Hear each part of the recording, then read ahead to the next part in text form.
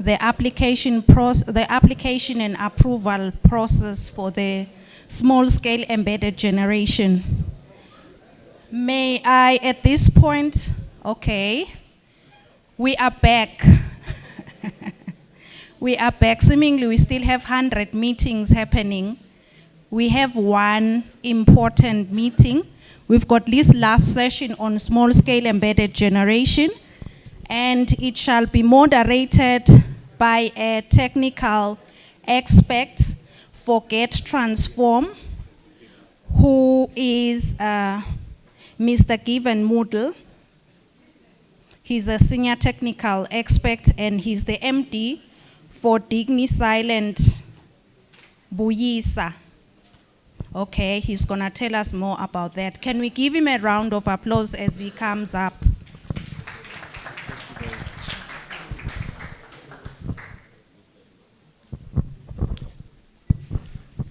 Okay, so good afternoon, everybody. It's very nice to be back here in Eswatini. It's a bit warm today, I must admit that. And my colleagues here have been ranting on me, telling me that I'm going to have a tough session now. It's after lunch. It was a good lunch, and it's warm, and everyone's going to be dozing off. I don't believe that. The room is full, and I know you're all here for which is actually, like we say, we've saved the best for last. So this is why we know you all are here. So I'm not going to disappoint. So as introduced, I am actually a technical advisor to Get Transform through Energinautics. I'm actually the MD of Dixland Buisa, and we're based in South Africa. So we've had the privilege over the past years, and especially in the last year, to support the small-scale embedded generation work group in particular in driving the initiatives forward. So this afternoon, I have two colleagues that are going to join me, and they're also going to give their feedback on the work that has been done over the past year. And you will see for even a short period of time, we are starting to make steady progress in the area of small-scale embedded generation. So to start with, I'm actually going to go back. For those of you that were here last year, attended the forum last year, you would remember I wore the same tie. Okay, so I just want to bring that to your attention. Okay. Yeah, but yeah, exactly. So hopefully next year I should get a new tie. Yeah, but right. So can we start the presentation? Oh, it's okay. All right. Yeah. This is forward. Yeah, back and forth. Perfect. All right. So like I said, my colleagues Nosipo, Dlamini, and Nonhlelo isn't here, but we're very fortunate. Sishle will be joining us. I will introduce them shortly. They're gonna also join me in giving the feedback on the small-scale embedded generation work group. So, yeah, that's me, my LinkedIn profile. Okay, I'm still looking good, eh? Yeah. All right, so where to start? So let's first start with where we were. So I'm going to go back to what the Get Transform program initiatives are, just as a reminder to everybody in the room of what Get Transform is focused on, and then to show you how we actually zoning in on identifying the gap areas and how we're addressing the issues that need to be attended to. So that's when I'm going to talk about what we did last year and how we identify the gap areas. And in part 3, I'm actually going to show you the initiatives that we were driving in the past year. So again, Get Transform is focused on, obviously, it's a technical program, so we provide technical support and expertise to the region. So it's active not only in Africa, but also in South America.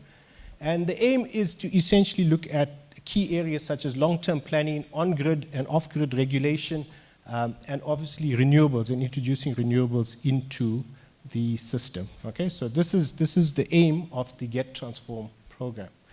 Now, it's not the clearest in here, but essentially the program has different phases. There's a transformation model that has to be that you undergo. So the first phase essentially looks at developing the codes. So it's enabling the environment and developing the different types of codes and grid codes and regulations so that you can enable the environment for embedded generation. Yeah? The second phase looks at where you actually start bringing in the first sort of renewables. They start integrating into the system. Right? So those first phase renewables, they come into the system. So now my computer has decided now to switch itself off. Let's just try that again. Yeah, so they come in on the second phase, And by the third phase, you actually have where the renewables actually start playing an important role in the actual energy supply. So not only are they just niche supplies in one or two projects, but they actually are serious amount of projects that are sitting in the industry, and they now play an active role in the market. By the time you get to phase 4, renewables is now a dominant source of energy in your market. Okay, so this is the plan. The plan is to take you through these phases until such a time that you get to phase 5, where renewables, it's a completely 100% based renewables energy market. Yeah? And it's a very good working model, because what it does is you're not making these big leaps and jumps in trying to make changes, but it's a gradual change that allows an industry. Look, you've got to understand, the electricity supply industry is a big, slow-moving vehicle. Okay, and you can't just change it very quickly. So you have to take time, but you've got to keep moving it forward. You've got to keep changing it in the right direction. And this model aims to achieve that. So what did we do here at Eswatini? So 2 years back, we started with a program where we actually did a high-level analysis of what the focus areas were, what the needs analysis in the Eswatini market was. And we broke this, we interviewed key stakeholders in the industries, and we spoke to them and we asked them, what are the gaps in the industry, and where can we as Get Transform, aligning with our key objectives, assist you in closing those gaps. Now, unfortunately, this is not going to be very clear.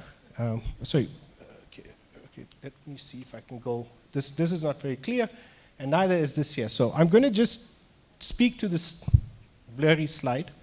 Okay, that in the long-term planning, we identified a few key points. For example, we looked at planning and governance processes, energy and climate change alignment, modeling transition trends.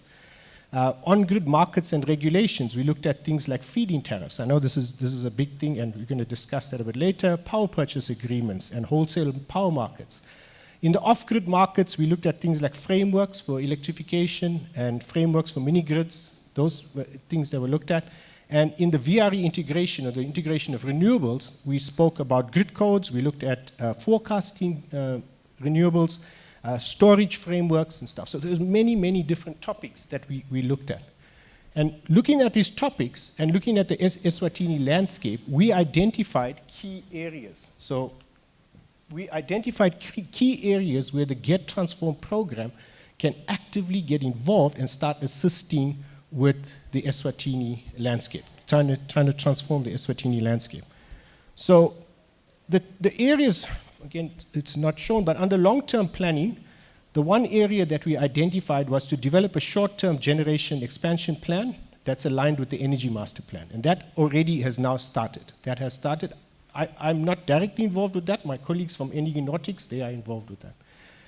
On the on-grid markets and regulations, we are involved with developing the grid codes for generation. So embedded generation, we're actively looking at updating 8 grid codes right now. We've had workshops in that area, there's been feedback in that area, and we are now making huge progress in updating the grid codes for Eswatini. And in the VII integration, you'll see almost the entire column is green.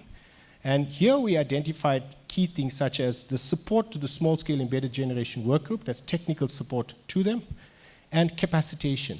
Okay, so we looked at capacitating the key role players in this transition, in this market, so they can understand how the integration of renewables is going to affect them in their day-to-day tasks. Yeah? And this is what I'm going to present in some of the feedback. So a lot of it was capacity building when we looked at integration of renewables. Now, so this is where we were in the model in 2022, and you will see later on, I'll show you where we are in 2023. So just to go back there, you'll see we're actually just between phase 1 and phase 2. So on the border between phase 1 and phase 2. So now, what did we achieve as a work group? So as a work group, we had 5 outputs that we identified that we needed to get through. So the first one was to recommend the best options to achieve the application process efficiencies. Now I heard a lot of people talking about efficiencies in the application process and the process itself, and this was one of the areas that we focused on as part of the work group. The second area output that we had to deliver was to improve the competency and confidence of the solar PV testing. So a process has many different stages in it, and one of the stages is that eventually when renewables are integrated, somebody needs to come out there and test it and check that it is actually still technically compliant, that it's allowed to connect to the grid, and more importantly, it's not going to affect other customers on the network. You need to understand something. So all the technical and technocrats in the room will appreciate this, that the electrical system is the largest man-made system in the world. There is nothing larger than the electrical system. And if you don't believe me, we'll do a very simple example. We'll go to one of the plug points in the wall here. And from that plug point, you can access every single house that is connected to electrical supply in Eswatini. Over and above that, you can still travel on the electrical network into South Africa, and you can access every single house in South Africa. That's just access to the electrical network. So it is the largest man-made system ever built. Yeah? So because of that, we need to look at, if people do connect, or if you do connect an embedded generator, we need to make sure that you don't affect others on the system. That was one of the outputs we focused on. We then looked at guidelines and rules for processing embedded generation applications. And my colleagues will give you the details about that, how we looked at improving those application processes. In order to plan how embedded generation is going to affect the network, how much embedded generation can be absorbed into the network, we had output 4, where we looked at creating models of the electrical network so that we can analyze how much embedded generation can actually be integrated into the system. Now, you always hear this, around the world, you hear about this 100% renewable supply. And this is certainly achievable, but we need to understand something, that the electrical network is like a pipe, okay? There's only so much water you can push through a pipe. After a while, that's it. It cannot take any more. It's exactly the same with embedded generation. There's a finite limit as to how much embedded generation can actually be absorbed into the system. It is the role of the utilities around the world, those that plan and operate the network. It is their duty or role to find out just how much can be absorbed into the system. Now here in Eswatini, you're still in the early phases, so yes, there's still lots of capacity available where you can start connecting to the grid, but don't be fooled. You know, there's different parts of the network have different capacity. So because you want to connect an embedded generation doesn't mean that the network has the ability to absorb your power. Someone has to check this. And in order to do that, the person who's doing that needs an accurate model of the system to see just how much embedded generation they can absorb into the system. So one of the outputs we looked at was to try and use all the data sources that are available to start integrating this and creating a model so we can make more informed decisions about how much embedded generation can come into the system. And the final output we looked at was to essentially look at a balanced network that effectively utilizes the internal generation. So it's about teaching those that plan and operate the system just how to manage the system once you have this embedded generation in. You know, traditionally, the electrical network was managed by some controller. And they had a lot of control over the system, meaning if they needed more generation, they would send a signal to the power station and they would increase the generation.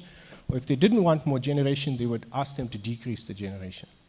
Things have changed now because embedded generation is not controllable, it's not dispatchable. When the sun shines, it produces power. When the sun doesn't shine, it doesn't produce power. But the load is still there, the lights are still on, you know, the power is still being consumed. Someone has to create energy to supply these loads. And there's a big balancing act that has to take place, and our system operator is tasked with that. So the system operator in EEC is tasked with ensuring this balance. And in order for them to balance the system properly, they need to have an idea of how to do this. So capacitating people on how to do this is very, very important. Because if you do not capacitate people on how to balance generation and load, what do you end up with? Load shedding. Yeah, exactly. You know, you could have said it. I'm from South Africa. It's a common word amongst every household. Yeah? But load shedding, this is the problem. If you do not understand how to balance the load and generation, you end up with load shedding. I know to some of our foreign colleagues this is an unheard of word, but it is a very common word in Southern Africa, so just trust us on that one. Okay, so let's start looking at a bit of details about what we actually got down to. So first thing, on the best practices, we reviewed the existing practices. We looked at workshops that we had to conduct. So this is what we had to do, and essentially we had to look at improving the application processes. Now, the application process as it stands is sitting with two key stakeholders. One is EEC and one is ESERA. So we reviewed both these processes, and we reviewed the processes and we found where there were certain gaps in the processes, and we gave this feedback to them. More importantly, we also found areas that we can start aligning the processes. Yeah? And so the work group is well aware of this, and we've already started undertaking steps to, one, improve the efficiency of the process, and two, start aligning the processes. I heard a comment yesterday that was made that there's two processes and it's frustrating. It's frustrating for, yeah, we understand. This is very, very frustrating. But be assured, it's not something that has just gone under the radar. We acknowledge it, and we're actually now working towards aligning those processes. Yeah? And not only are we aligning the processes in a context of Eswatini, we're also looking at best practices in Southern Africa, not just South Africa, Southern Africa, yeah? So that we can ensure that the application processes are essentially world-class and efficient. Skipped one here. So the second one was to improve the testing, or to create a test for utility personnel in order to test installations that are that get installed into the system. And we had to set up work groups and training and capacitate them. So we did do that. So the first thing we did was we actually did develop a test procedure. Currently, it's based on the NRS, that is a South African standard, but it's a South African guideline, but it's also adopted here in Eswatini. And we also did site visits here in Eswatini to check the potential sites that we can use in order to train the engineers and technicians. And we're currently looking to set up a study tour to the CSIR. So that's the Research Institute in Pretoria, where they have a much larger installation, and we also want to try and teach and capacitate the utility personnel on how to test those larger systems as well. So we are definitely making progress in the testing part of the project. In terms of the guidelines, so obviously looking at improving the guidelines for the application process. My colleague is going to give you some more detail on that. Again, same story, because we reviewed all the documents, we start making it much more efficient, easier for people to access information so that they can start the application and registration processes. Yeah? And I did mention the alignment of the processes is certainly something we're working towards. The fourth output was on our geospatial model, so where we had created a model of the system. And here we actually now started speaking to the service provider of the GIS systems, the geographical information systems, so that we can start taking data that already exists. We don't want to reinvent the wheel and start creating the electrical models, so we can start analyzing how much capacity we can allow to be connected to the electrical network. So here we've already started and made huge progress on the integration of the two systems. And finally, on the how to balance your system, so we don't want load shedding here. So we've already set up a workshop. We've run our first workshop that was at the end of October, where we had the system operator and the operations planning people from EEC, and it was a very active, interactive planning thing. And they have a much better idea now of how, what to expect as you start getting more and more embedded generation into the system. Yeah? And this is important. It's important to know where you're going, what to expect when you get there and as you get there. So you're not going to see the next slide. It's going to be very, very difficult. But there was just a bit of a breakdown of some of the technical concepts that we looked at during that workshop. Now, where are we? Right? And you see, the most important thing is that we are moving further up the value chain. We're moving up in the phases. And that was done in a year. And I can tell you that there are genuinely a lot of people working actively in the background who are genuinely committed to ensuring that we can get as much embedded generation into the system in a quick and efficient manner as possible. Yeah? So with that being said, I'm actually going to now call upon my colleagues so that they can give you a much more detailed breakdown from their perspective on what they are doing within their specific areas. First, I'm going to call upon Sishle Magagula. Sishle is the Acting Engineering Manager for Electricity and Regulation, and he is from Esera. So I think we can give Sishle a big round of applause.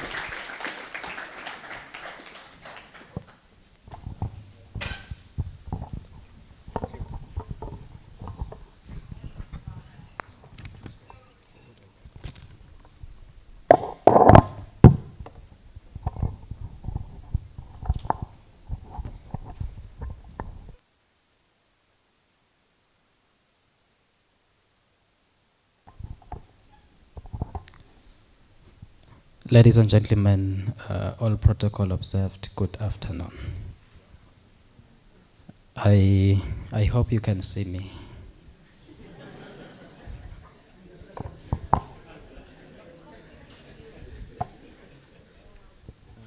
As introduced, my name is Sishle Magagula from the Eswatini Energy Regulatory Authority.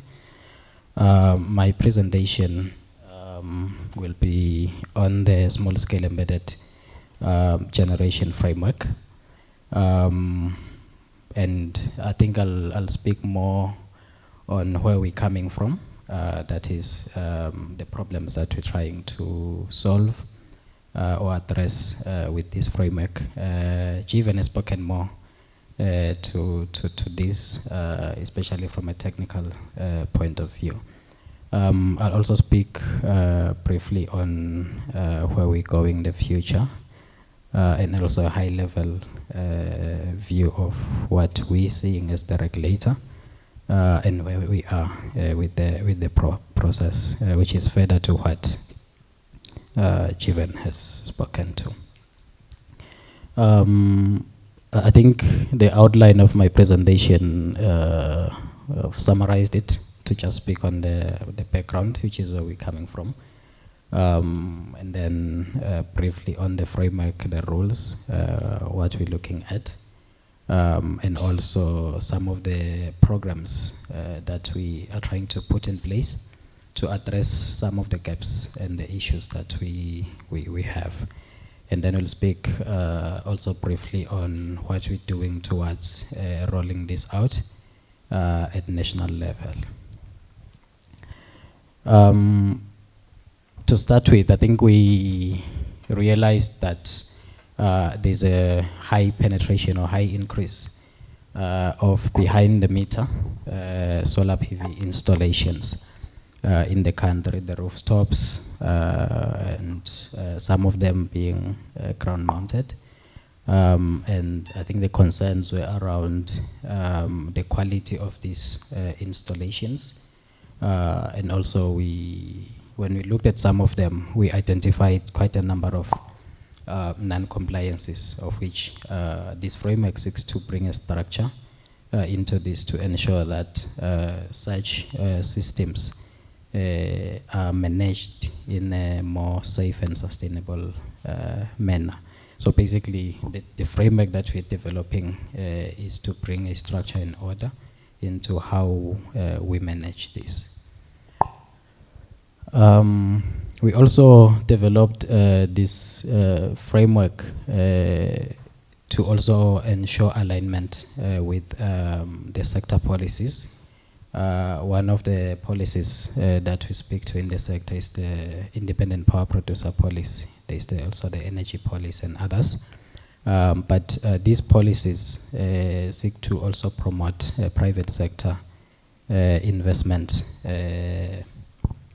in the energy space or in the electricity supply industry.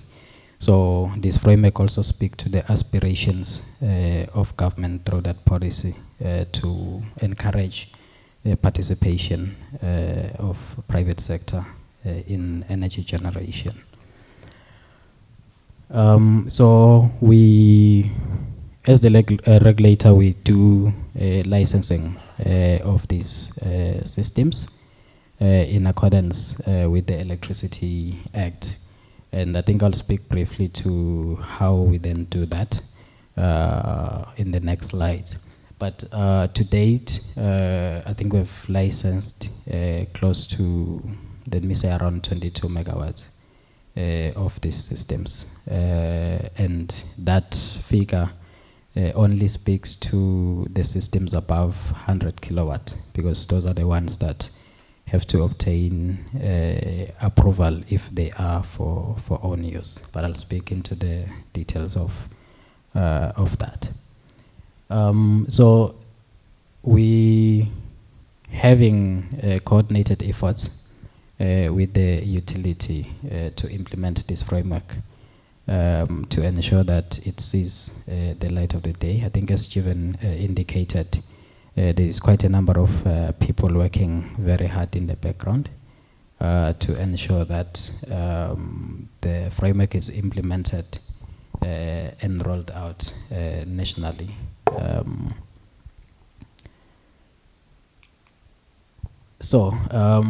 This slide basically speaks to just the definition for perhaps those who may not have the full idea of what we're talking about when we talk about the small-scale embedded generation.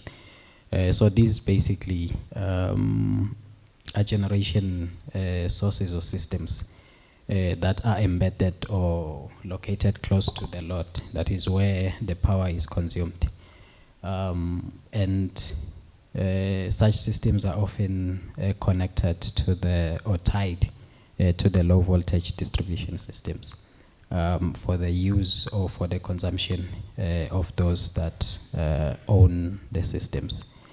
And the SSEG framework that we developed looks at the systems up to 1 megawatt intended primarily or exclusively for the consumption of the owner of that system. So this does not speak to the systems that have been installed for commercial purposes. We're seeing also a rise in the number of those whereby people install either to sell to someone else or have some form of commercial arrangement, and those are excluded from the SSEG framework. Another thing to add is that it is not to say customers should go out there and build systems with the intention to export to the grid. It's looking at having these systems installed so that you can only export excess power generated from that system. So it excludes, or it doesn't promote that people build these systems just to export to the grid. It's for own use, and the processes are in place to ensure that you only export as and when there is access or surplus generation. So some of the key aspects of this framework, I think I've touched to most of them already, but one of them is issues of licensing and registration. And we have developed rules and requirements as part of the framework, and they are looking at having all generators that are exempted from the obligation to hold a license get the necessary approval from the regulator. These are systems that are above 100 kilowatt and for own consumption. Again, it excludes those that are installed for commercial purposes. We do encourage those that have systems less than the 100 kilowatt for own use to also register their systems, and we are working and having efforts in place to ensure that all those are also accordingly registered so that there is visibility on them, and we ensure that they are quality installations and are safe and do not impose safety issues to the public as well and the users. And also the framework seeks to ensure that these systems are not illegally connected. So the distribution network operator to which they are tied, and largely in our case is the EEC, has to provide approval or authorization for these systems to connect. And I think the previous speaker in his slides went into why we need to have these systems tested to ensure that they also do not affect other customers. So the processes are also in place to ensure that such is done efficiently, and such authorization or approval is not unreasonably withheld. Now, we also looking at ensuring that all the systems that intend to participate in the small-scale embedded generation framework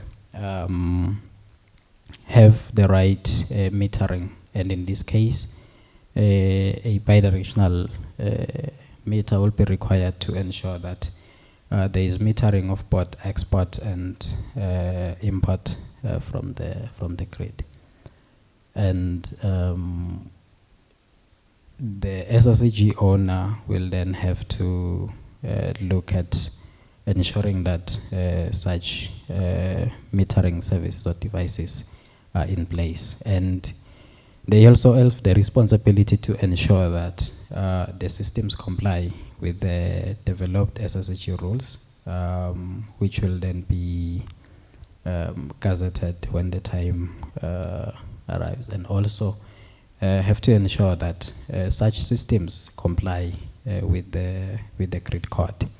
And we are working also at having a new code, which is the distribution network code, which will extensively cover issues of embedded generation. And that's where we believe the requirements, especially for the systems above the 100 kilowatt, the 1 megawatt, will be covered.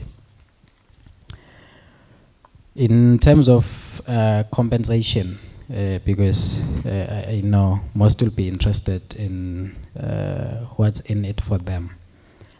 We have also looked at having a net billing approach, net billing compensation approach, which looks at non-monetary compensation for the energy exported or for the surplus energy exported to the grid. So basically to look at, there will be a tariff or a rate at which the cost of the units delivered or exported to the grid will be determined, and that will be based on the marginal cost of energy generation. And the SSEG owner will be remunerated based on the avoided cost. So this is basically more of looking at offsetting your bill based on what you consumed and what you sent to the grid as an SSG owner. Now, in terms of the application process, I think that's the other one that we working towards optimizing and ensure that it is as efficient as possible. It is also covered in the rules to then speak to the applications for the licensing from the regulator, which is by law. And also it's looking at obtaining the connection approval from the utility as an SSEG owner, because they have to ensure that that system is safe to be connected to the grid and does not impose any risks or issues to other customers. And I think we, in the previous presentation, Jivan did indicate that there is a capacity that the grid can take from such systems, and Sorry. And when we developed the framework, I think the preliminary studies that were done indicated that the system, the local system can host up to around 37 megawatts of such systems. But these studies are being updated because they have to be updated regularly as the system is also developed. And now, in terms of the implementation, we are working towards finalizing the rules. Basically, the rules have been finalized. It's the next process is to then take them up. And also we working towards finalizing or resolving or addressing the issues relating to the tariff at which, that is the feed-in tariff, at which the export energy will be determined. That's also ongoing. We're hoping that we'll have that addressed and concluded before the national rollout. We have also ensured that the necessary amendments to the regulatory instruments such as the grid code are accordingly done, and that has been completed. We also noted that the implementation of this framework will require amendments to the distribution and supply licenses. And we are almost closing that for the amendments of the respective licenses. And we're also working on the processes towards a national rollout. That is when everyone will be now officially required or called to participate in the SSEG framework, and that will be voluntary. And also, we're looking at accreditation as part of the implementation activities. I think one of the challenges, I'll speak to them in the next slide, is the issue of the skills, the capacity to ensure quality and safe installations. And to address that for the country, we're also looking at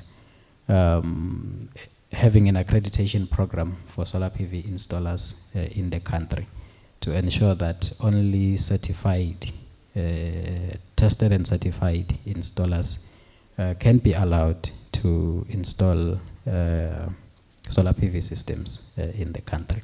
And we'll also look at having a database with all those that would have been tested and certified to install these systems, and such database will also be publicly available so that even the public can see who they can go to when looking for people who can install their systems. I think I'd mentioned that we also looking at gazetting the SSEG rules, but we just waiting to conclude a few steps. One of those is the conclusion of the pilot phase, which we are actually on now, but I'll also speak to what I mean by the piloting.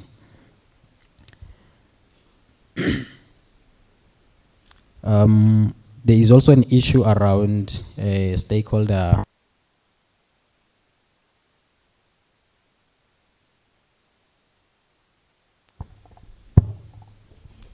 Yeah, there's also an issue around stakeholder awareness. So we're also looking at reinforcing around that and be more out there in terms of what this framework seeks to achieve, what are the requirements to participate, and all the related matters to that. So that's also ongoing, and very soon I think we'll be finalizing the stakeholder awareness plan. Thereafter, we'll be going out there to ensure that the public and all interested parties are aware of what this is all about and what is expected of those that will be interested. As part of the process, we identified quite a number of implementation challenges. I think I've spoken to some of them. One of them is the installer accreditation, which is lacking at the moment. There is no clear structure or program that ensures that those interested in installing these systems are actually certified or accredited one way or the other. So we're working with stakeholders to ensure that we have a program to address this issue, and I'll speak more to it in the next slide. Now, the second one is, at this stage, we still on the piloting phase, which we started sometime late last year. And in that pilot, we identified initially 6 sites that have got these systems, and all of them have solar PV systems already connected to the grid. To say, we'll then do the piloting so that we can also learn from that process in order to ensure that the rules and the processes that we put in place are actually relevant, effective, and efficient, and speak to the needs on the ground. So on that process, I think most of the, largely the issues that have delayed us in progressing or in closing that in the shortest time possible are issues of the non-compliances that have been identified, the issues speaking to the availability of competent professionals who can sign off these systems. And along the way, we then found a way to then address that. And right now, we're working around closing some of the non-compliances that this process has identified, because for these systems to be legally connected, we have to ensure that they don't impose any technical, environmental, and safety issues to the public and other stakeholders. So at least we are progressing quite well on resolving those issues. I think another challenge initially was with regards to the to having processes in place within the utility to actually manage this, and as such we had to start from creating these processes, the application processes, and also try and merge that or incorporate that in the existing systems and so on. And that took a bit of some time. And the other issue was the lack of a billing system that can actually handle the net billing that we're looking at. And for that one, we're looking at alternatives that we actually working on. Another key issue was the issue of capacity building, and part of the initiatives by Get Transform, I think, have actually tried to assist us in terms of building capacity around small-scale embedded generation and their management. That also involved benchmarking with those that have actually walked the path and are working on such systems. Now, in terms of the accreditation, I think we've been working on this, and we've identified some of the key parties and stakeholders to assist us in delivering the process. And we're working with the DIVT, the Directorate of Industrial Vocational Training, to be the center that will then assist us in trade testing, if I may put it that way, but generally the certification, the testing and certification of these installers. And we're currently working on developing what I may term the curriculum that will then inform what goes into that testing and certification. And that curriculum will then also be used by other training institutions, because we're seeing also an interest in training institutions to provide training in the solar. But the curriculum or the structure of those trainings is not known, if I may put it that way. So we looking at having some form of recognized curriculum that will inform those trainings, so that the graduates from those institutions actually fit well with the testing and certification programs and structures that we would have put in place. And it is in this or after this that we'll then have a database for all those certified solar PV installers in the country. And we're hoping that this will assist us in addressing the issues of quality installations, especially the ones or the smaller ones below the 100 kilowatt and so on. Now, in terms of the national rollout, we have looked at a phased approach to this. And the first phase, which we actually almost closing, even though some aspects of phase 2 are also being done now. It looks at having the systems, the processes in place, and also the registration of these systems, that is the existing ones, because they were previously not registered under the SSEG framework. That is because of most of them are licensed, so there's the ones that are not licensed, the ones below the 100 kilowatt, which are not licensed with the regulator. So there will be a drive to ensure that we have all those as well registered, and there will be a central database for all such systems. And also the approval processes and the approval itself for new systems. Now, not the existing ones, but for the new ones that seek to then connect or tie to the grid. There is also compliance verification.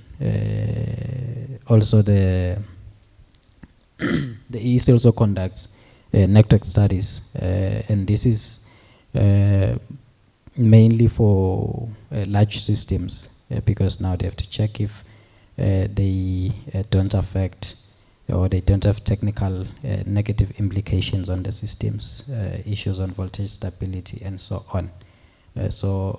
Also I think another one is looking at the integration studies, also determining how much we can take up as the system from small scale embedded generation.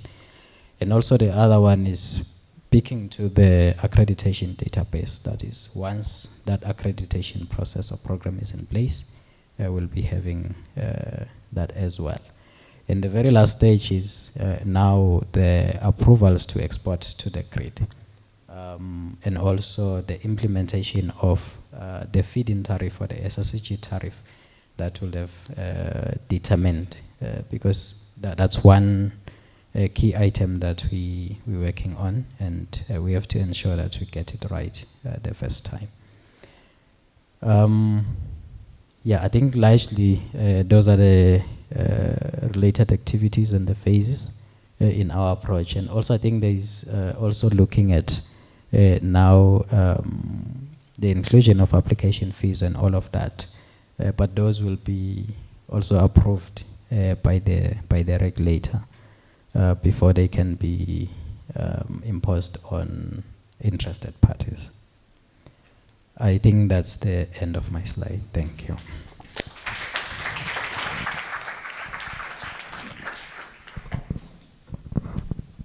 Thank you, Sishle. You can have a seat. I'll call you up just now. Yeah, I'll call you up just now. Okay, so thanks very much for that, Sihle. I think you're starting to get a bigger picture that it's not as straightforward as just changing a few rules and stuff like that. It's a long process, but we're definitely working on it. The next speaker I want to call upon is Nosipho Dlamini. Nosipho is from EEC, and she is the Research and Renewables Engineer. You heard her speak yesterday, so please let's welcome her back again to the podium.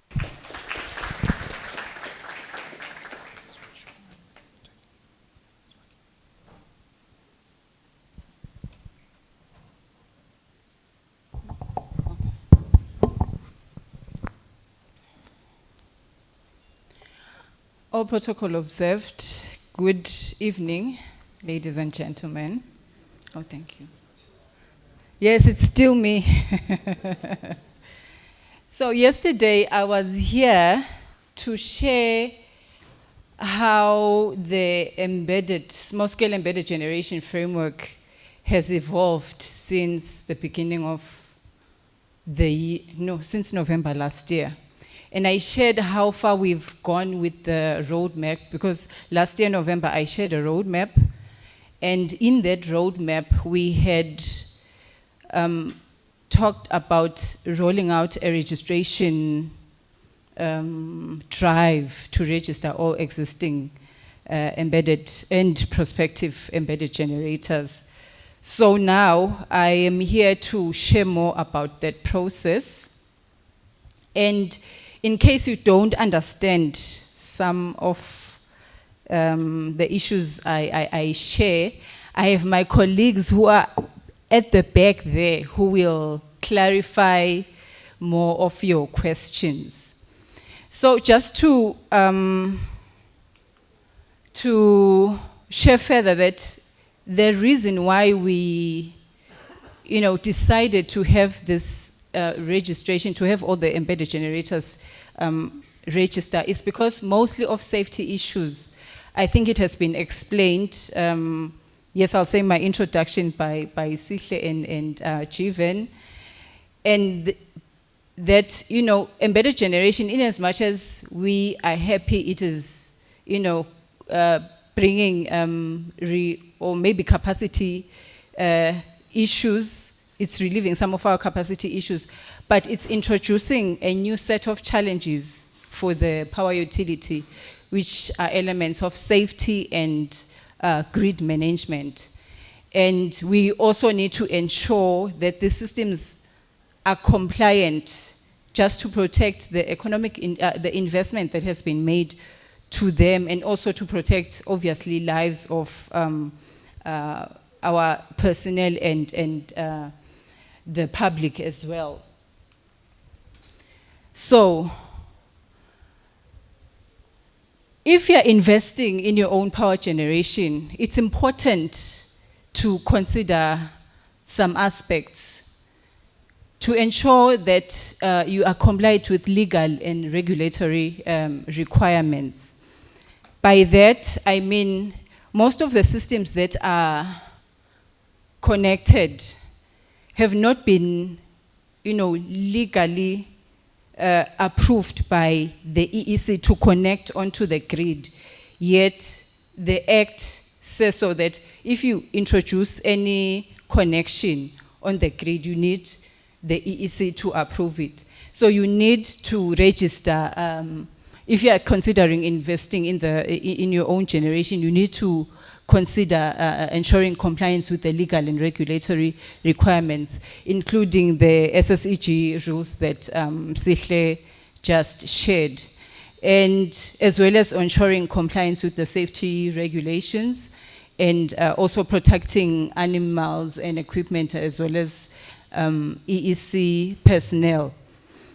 And I think I've mentioned that sometimes when our people are working on the field, because we don't know where the systems are, it has happened in a few instances that they are sure that they've switched off the power, but when they test, they find that there's some power on the network, and only later to discover that there's a generator down the feeder, which maybe has equipment that is non-compliant, And that is a real safety issue to especially EEC personnel. And as well, if you are thinking of investing on your own power generation, you must ensure compliance with the EEC technical and contractual requirements. There's a document, I'll share the website, where we have all the requirements. We tell you what inverter to buy. We tell you what system size that we are going to allow you on, because you cannot just build any size of system or design any size of system because it has other implications in terms of our grid management. So just to insist that all grid-tied embedded generators must be registered and approved by the EEC.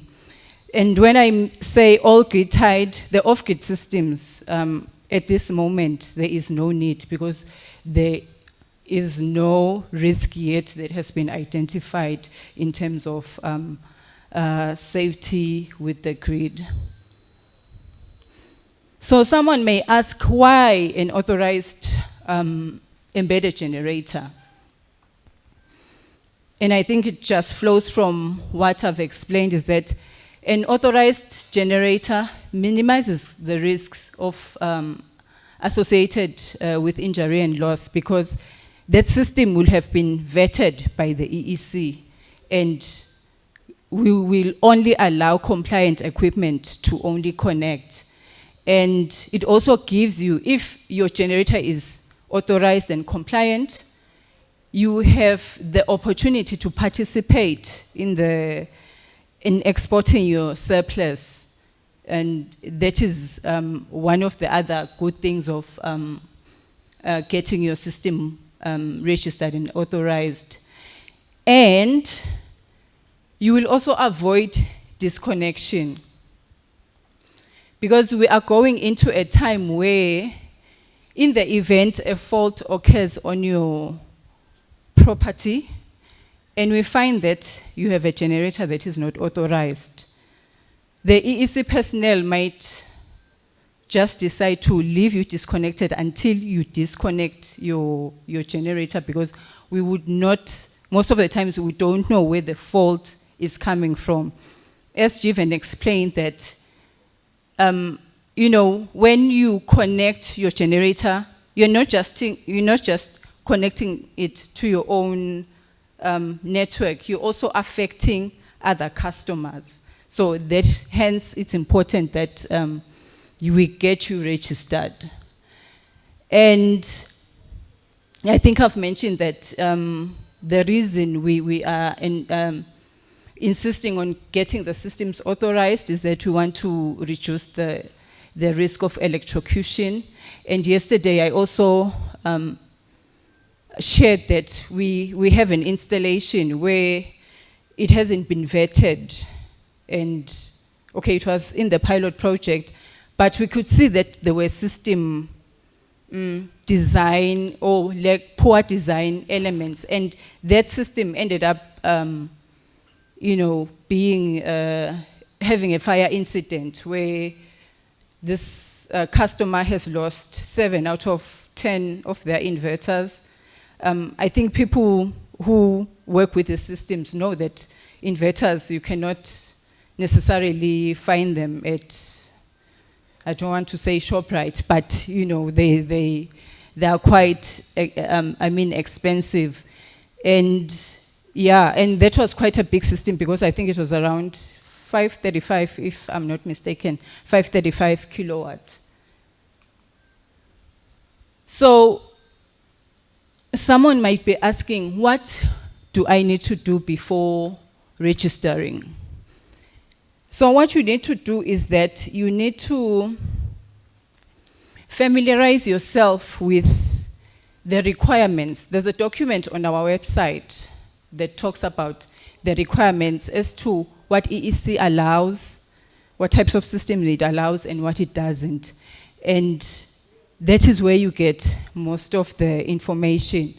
And, you know, familiarizing yourself with a technology that you want to adopt or with an investment requires you to invest some time in terms of even learning the technology. For example, I think it's Professor,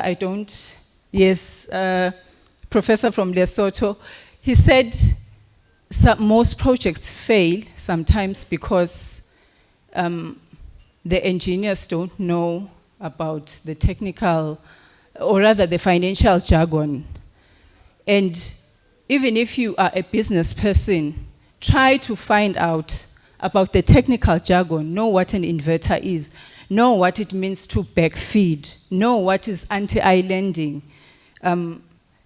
Familiarize yourself with so that you are not vulnerable to, maybe installers or equipment providers who would want to, recommend some technology for you. Because I think even with the energy transition, another downside is that we have, and I've noticed this, we have a lot of people who wake up and decide they are going to be solar installers without proper training. And they also recommend equipment providers, they recommend equipment because they know the people are vulnerable, they don't know the information. I have 2 cases where one equipment provider recommended to the customers that they must install a recloser. And a recloser is almost 500,000, and that was an unnecessary investment.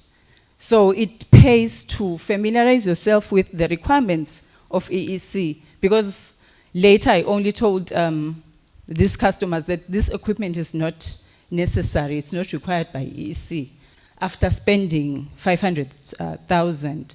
So it's very important. I'll just make an example of myself that I'm an engineer, as it is mentioned by profession, but because I'm working in renewable energy projects, I've tried to also get familiar with the financial terms. Right now, I know what IRR means, internal rate of return. I know what NPV means, because I'm working in this project. So I think as we go into, adopting technologies, we should try to arm ourselves with more knowledge to reduce or limit our vulnerability or our exposure. And I think Johan mentioned it from Tabangulu last year that you need to do your homework, familiarize yourself with the technology that you want to adopt. And you also need to inquire from reputable installers. You can get reviews, or you can also contact the EEC. In fact, we are considering also hosting maybe a webinar or a workshop, especially for the installers and the prospective owners who want to know more about the requirements.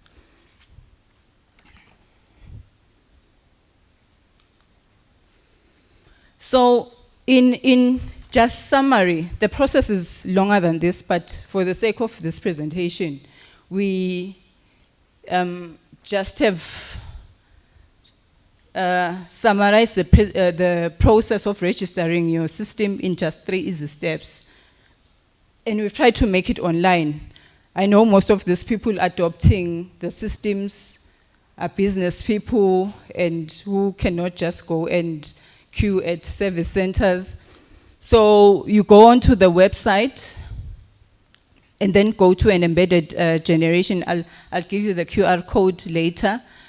And go to the embedded generation portal and get the requirements and the application form. And then the next step is to complete those forms. You can do them in PDF, they are enabled. Fill in all the documentation, sign them off, and then attach the necessary documentation. So the necessary documentation is just the single line diagram of the design of your plant. And then for bigger plants, we also need the modeled production profile.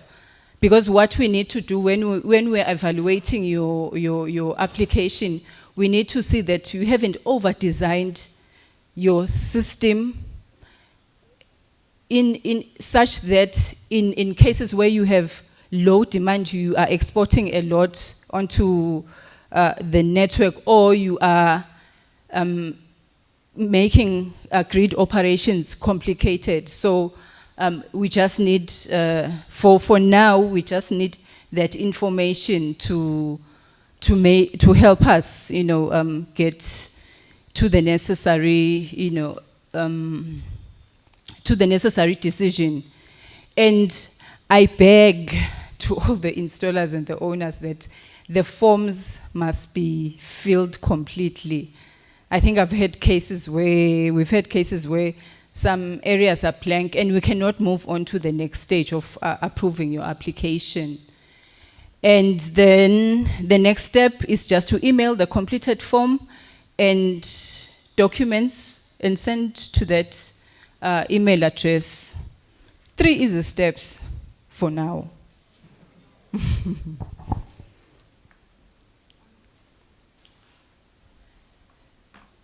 And then what you need to expect after the registration process is that obviously we're going to review your application, and for existing systems, because those are making the application in retrospect, because we still need to include you or update our systems, our GIS systems, to see where all these generators are. So if all is in order, we'll give you a formal approval to connect, and we will sign a new contract with you that, okay, you've installed the 100 kilowatt system. If this happens, if this changes, this is what you need to know. And for systems that are yet to connect, in fact, this is the standard practice. We issue an approval to install, because these are 2 different systems. The reason we need, in fact, in the application form, we require you to give us, the type of inverter that you are installing, obviously your system size. That helps us to check if the inverter that you are proposing to install is compliant, so that you don't install something that we will then, reject or say you cannot connect to the grid. So it is important, in fact, yes, to state that the standard practice is that you apply for the approval or register before you actually install your system, so that we can make the necessary checks. And then if things are not in order, we will inform you via email and SMS.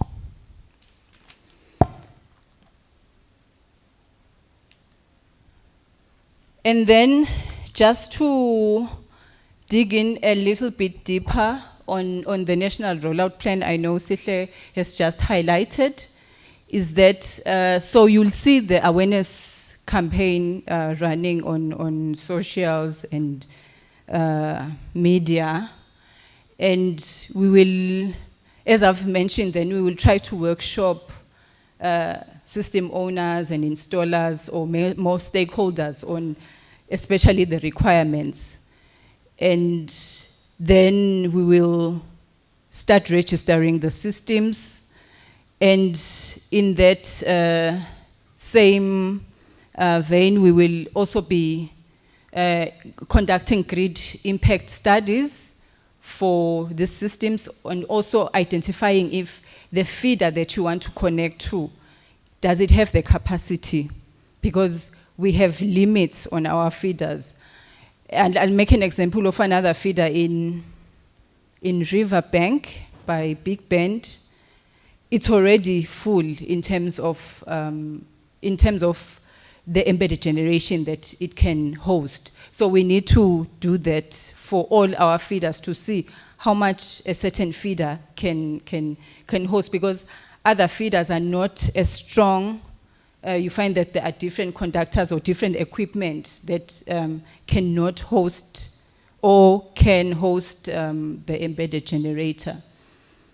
And then the next phase will be, as in EEC, we'll be vetting the systems for compliance, and we will then approve the compliance systems, and we will also test our back-end systems to test if they can handle the export. So we have to check if metering the bidirectional meter can register import and export, because we are anticipating a lot of interesting debates when customers get their bill and say, no, I exported 100 kilowatts, no. So we still need to test. It's not as easy as ABC. We still need to test our back-end systems, which is metering and billing, to see if they're able to handle both transactions.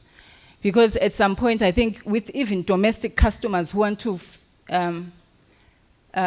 feed their excess, remember we are on postpaid, and postpaid cannot handle that. So we need to install a different type of meter, and that one, you also have to receive a bill. So there are a lot of things that we still need to look at.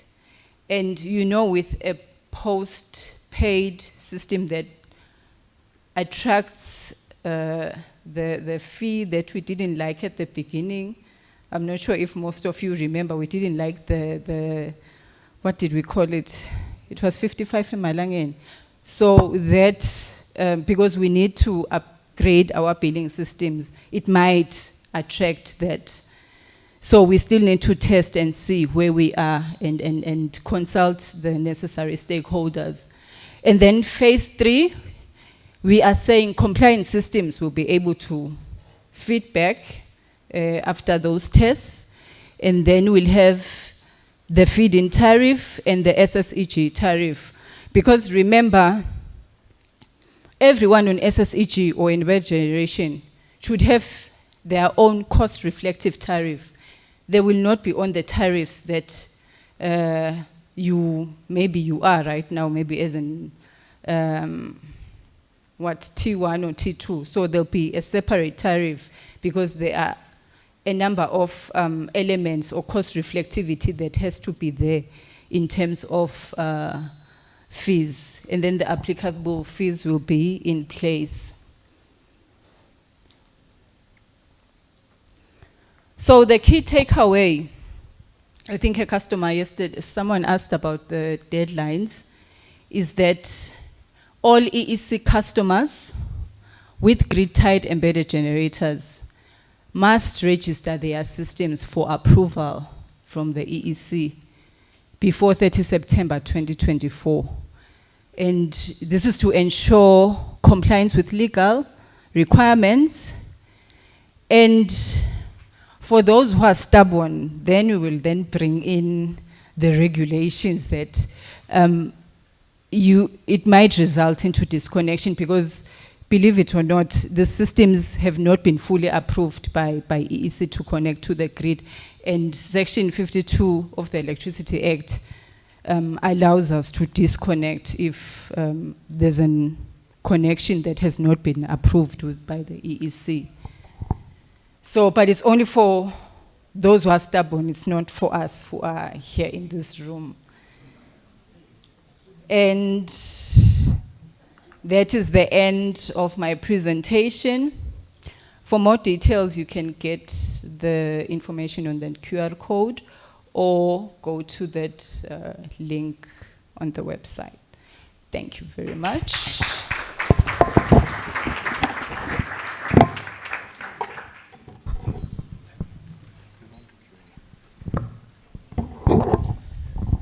So, I think you all could clearly hear the passion in Nosipo's voice when she was explaining all of that. Isn't that so?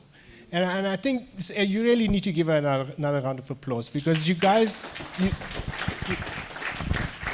because it's very important. If you want people to drive change, and if you want people to drive a process, they need to have two things. They need to have the skill or the knowledge, and they need to have passion.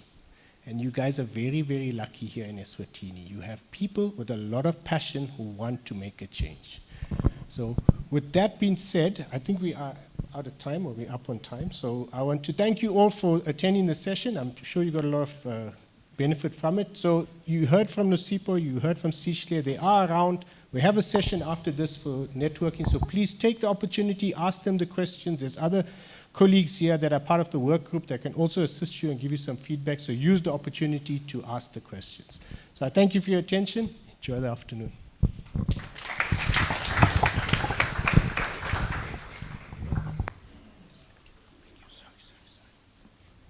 Thank you so much, everyone, for your participation, your presence in this place, your high energy levels, your patience. You've been so patient with us. And I believe that your expectations from this forum were met. And I believe the organizers' expectations for the same forum were met. We needed this dialogue as a country at this point in time, and I believe that we shall work together. We've learned a lot from each other, from everyone that was present here presenting, and I believe that we shall continue to network, because I believe after this we're having a networking session which shall be outside. And I believe that as a country, we will double the renewable energy in the energy mix by 2030. Do we pledge to do that? If so, can we say, yes, we are going to do that? We're taking action now. Are we doing that? Yes, of course. So yeah, we really want to transform the energy sector and take action now. Okay, I reserved what I was supposed to say at the beginning of this. My name is Dr. Constance van Zeyde. I'm a sustainability specialist, the chairperson of the Renewable Energy Association and African Women in Energy and Power in Eswatini. I work for the Eswatini Electricity Company. I wear all the caps. Thank you so much for listening to me and being such a great audience. Can you please clap for me?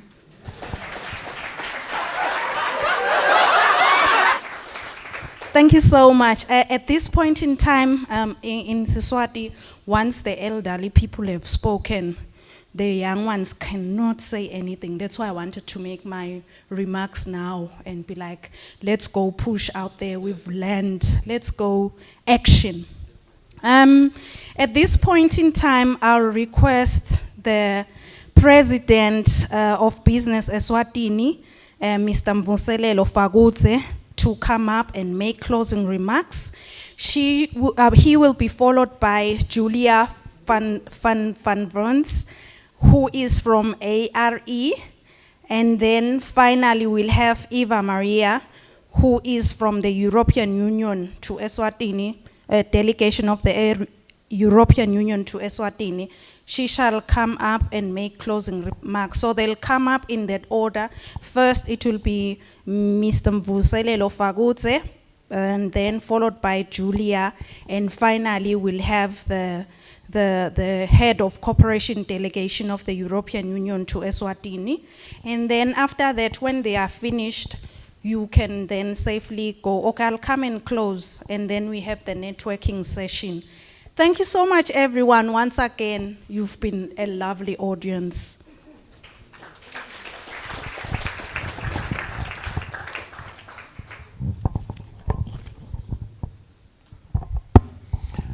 Good afternoon, colleagues. It's been a long day. I know everyone is waiting to get up and stretch a bit. It's been a long time since we've been sitting. But I think mine is just to thank everyone for the sacrifice that you've made, the energy that you've brought to the session. Thank the European Union for making this possible, bringing Amaswati together from all walks of life to deliberate on the future of green energy. They've brought a lot of support from other European Union countries to support Eswatini and the agenda for transforming our country into a truly renewable energy-based country. And we look forward to participating in all the projects that have been put on the table, even those that were put to the test too, and I hope that the bank will come to the party and honor its obligations in that regard. But we know that such conferences do mean that we have to sacrifice our time from our day-to-day jobs, so we don't take it lightly. But as Business Eswatini representing the private sector in the kingdom, we really applaud every one of you for making time to engage in what matters the most to us. As we know, Eswatini has a better access to electricity than most countries, but we're not better in generation. So if we can solve for generation, we can solve the equation for ourselves. But also, most importantly, we can attract more people to come and set up shop here because we generate our own energy. I've had a lot of those requests from large corporates that say, you know, you guys seem to be much friendlier in Eswatini than other places that I won't mention. You know, what would it take for us to set up there to generate enough energy? And I've got these questions from Japan, from all over the world, where other people are willing to come. So we have a responsibility to make Eswatini not just energy sufficient, but based on doing that based on green energy. So that will be it from us in the private sector, and I thank you most for inviting us and making sure that we're part of the history that's being written today. And as we continue, have a good evening.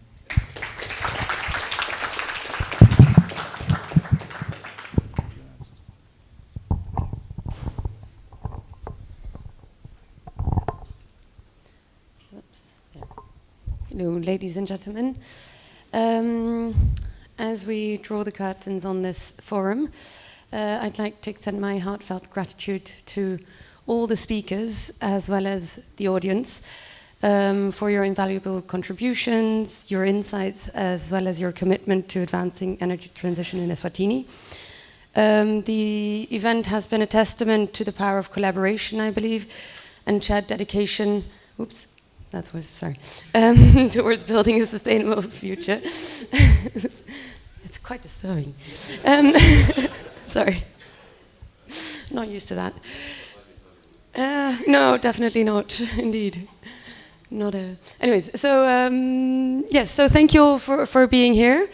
I think we covered a vast amount of topics over the past 2 days.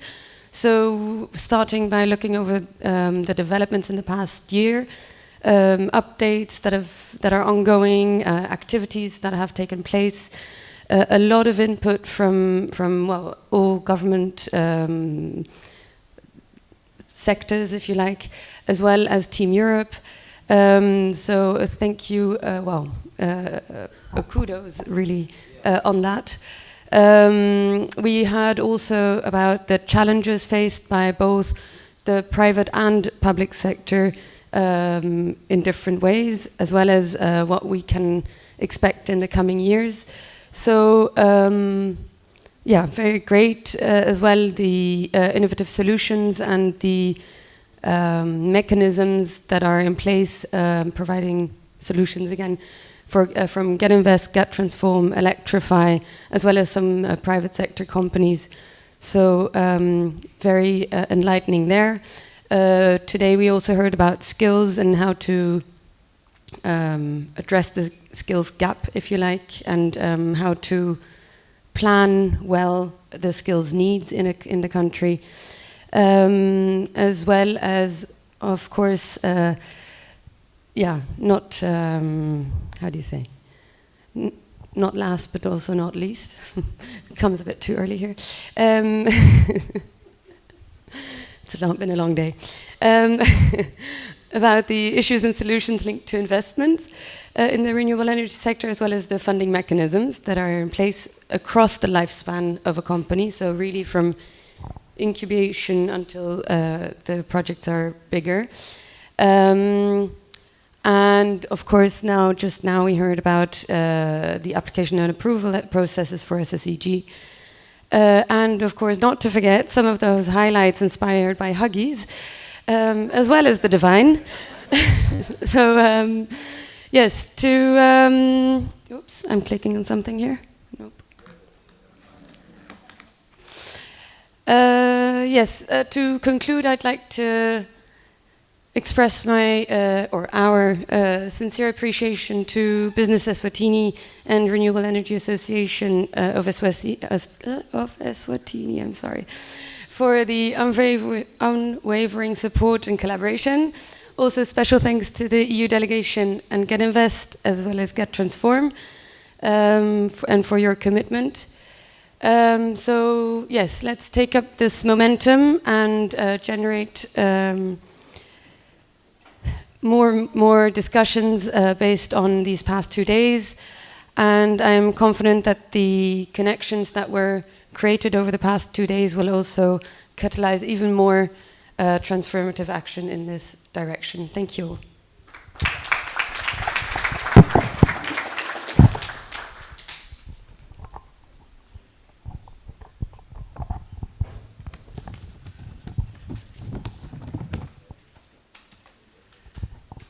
Good afternoon. Not easy to be the last one here before the networking and drinks and all this, so I just keep it very short, ladies and gentlemen. All protocols observed,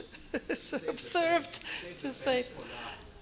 So, first of all, thank you all for having participated during these 2 days. It's been very, very intense and very interesting. I've spoken to people around here, and it seems like everyone thinks that this has been a very successful event where you have achieved a lot. You've done a lot of networking.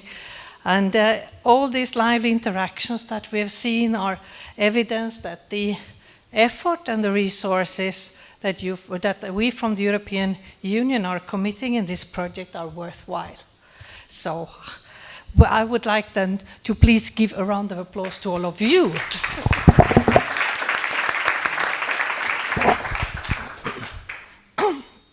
Yesterday, we saw the graduated pupils from the Investment Academy that was facilitated by the Alliance for Rural Electrification and Get Invest.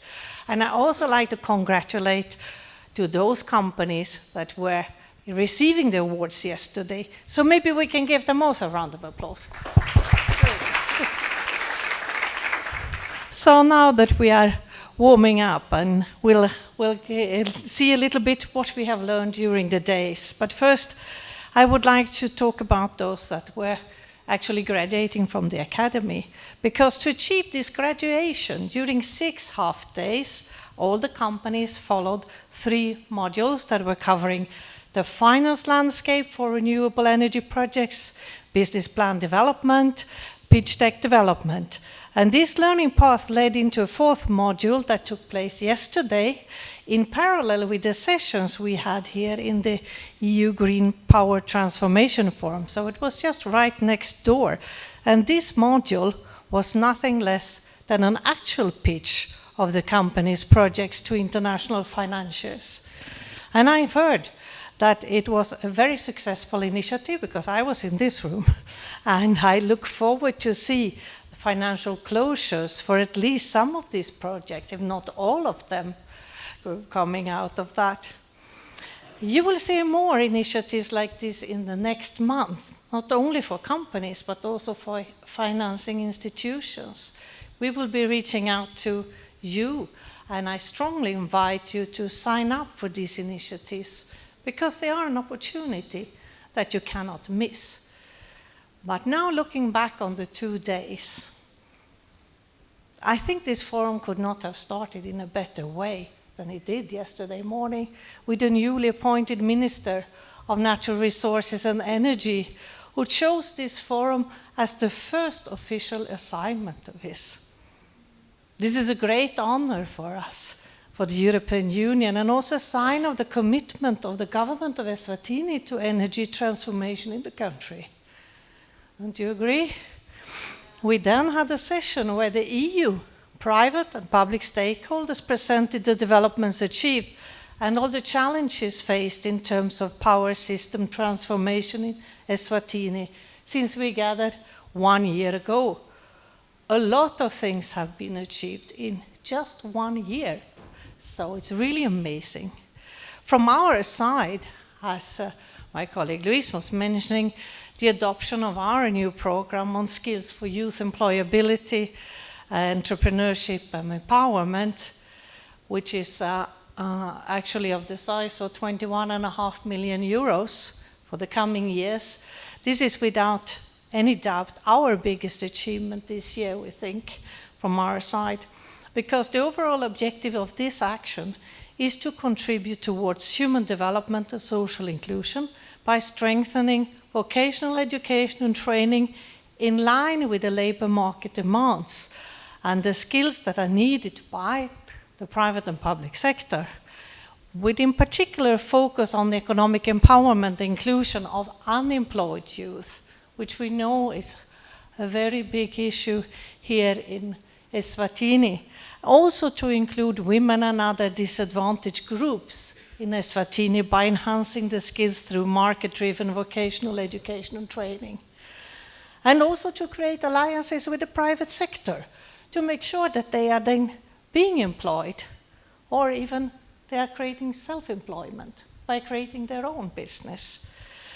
So the empowerment also of disadvantaged youth and women in vulnerable situations is also something that we will address in order to improve their economic and social inclusion. So I'm quite confident that with our new program, we will work also a lot together with all of you.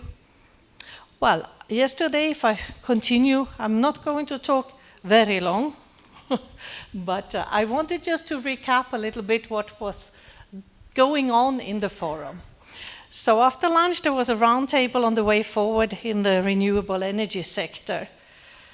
If you did not do it yet, I invite you to read in the agenda the goal of this very interesting session. The aim of this session was to discuss openly the role that public and private sector actors can play to advance the energy transition in Eswatini further. And I want to highlight the word openly, because that was exactly what we did, what was done. And we had CEOs, managing directors of public and private stakeholders, and the ministry itself sharing their challenges in an open way to a public audience. This is something we do not find very often, and not in many countries, actually. On the way forward, I would like to take the words of the CEO of Business Eswatini, who is sitting here close to me. The problem is not structural anymore, it's logistics. As the EU, we are giving our support to solve the logistical problem by supporting the implementation of public-private dialogue framework. As our Charge Robert, he was mentioning that in his opening remarks. That was about yesterday. Very shortly about today, where we started the day talking about skills. I already mentioned how important this matter is to us in the EU and how it will be in the center of our partnership with Eswatini for the coming years. A key message from this session that I heard was, we have to look at what you have, the opportunities that are already there to create jobs, but you have to also tell us where the country wants to go. What is your vision for the most important sectors for job creation, and what skills will be needed there? So we need you also to help us build a successful partnership between the EU and Eswatini in the coming period. During the opening of the forum, it was also mentioned that we need 30 billion euro annual investment in renewable energy until 2030 to achieve the universal access to electricity. Therefore, a session on how the financing system can support a sustainable energy transition was also held today, as this goal can be achieved only with the support of the financing institutions. The challenges on access to finance in the renewable energy sector are huge. And there is still a mismatch between the needs of the private sector and the requirements by the financing institutions. So initiatives like what I mentioned, the Investment Academy, are one of those here to close this gap. The roundtable on investments in renewable energy projects also touched on the issues that must be addressed to close this gap. Finally, I also took the advantage also from the various knowledge sharing sessions during these days, which I think were very useful for all of us to increase our knowledge on Get Invest and Get Transform and their services, Electrify, and now last but not least, the small-scale embedded generation. So very useful sessions as well, I think. But just to conclude, I'd like to highlight that this forum is really an evidence of co-creation between the European Union and GIZ in close partnership with international and national stakeholders like Business Eswatini, Renewable Energy Association of Eswatini, the Alliance for Rural Electrification. This kind of co-creation is really the way forward to create stronger partnership with us and with you. And this is being done in all over the world. And I think that Eswatini, in this sense, is clearly at the forefront on this, which I'm very, very grateful for. So finally, I just want to thank you all for having participated to this forum. And I'm wishing all the best of luck to all of you in continuing the partnership. And I'm confident that next year, if we do the third one, it will be even better than this one. But thank you all. And now have a good reception.